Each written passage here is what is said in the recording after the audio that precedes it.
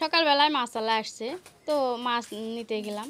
আমার ছেলের পছন্দের মাছ, ও আবার পাঙ্গাস মাছটা খুব পছন্দ করে, কাটা কম, সেই জন্য ও খেয়ে সুবিধা পায়, তো নিলাম একটা।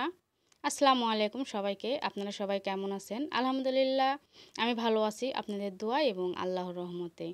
একটানা আমাদের এলাকায় 7 দিন ধরে বৃষ্টি হচ্ছে। আর আমাদের এই এলাকার হচ্ছে মাটিগুলো এমনি পলি মাটি, স্যাঁতসেঁতে মাটি, ভিজা, আর তার উপরে যদি বৃষ্টি হয় তো আসলে দেখার মতো থাকে না জিনিসগুলো, অনেক খারাপ একটা অবস্থা হয়ে যায়।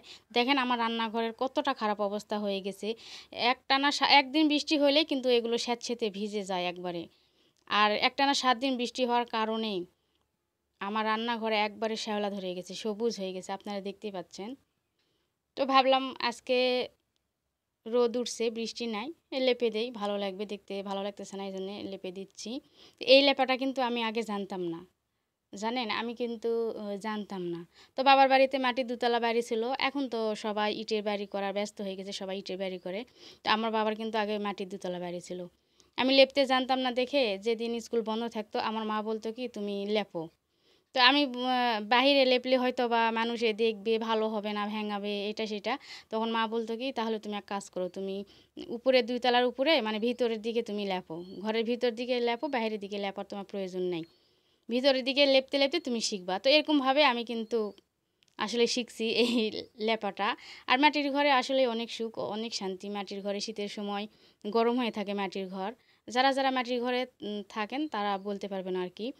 আর গরমের সময় কিন্তু একবারে শীতল ঠান্ডা হয়ে থাকে, মনে হয় এসি রুমের মধ্যে ঢুকছি, এরকম একটা অবস্থা। মাটির ঘরে অনেক শান্তি, ওই দিনগুলো মিস করি। তো কথা বলতে বলতে আমার কিন্তু লেপা শেষ। আর যে মাছটা নিয়েছিলাম ওইটা হচ্ছে এখন রান্না বসাই দিছি। আজকে বেশি কিছু রান্না করব না, করা লাগবে না, কারণ ফ্রিজে তরকারি আমার আছে আগের, তো সেগুলো একটু বের করে গরম করব আর মাছটা ঝোল করব। আর এই যে ভাত বসাই দিছি, তো আজকে হবে মাছের ঝোল, ভাত, আর ফ্রিজে তরকারি আছে, সবজি তরকারি, সেগুলো বের করে আর কি খাওয়া হবে।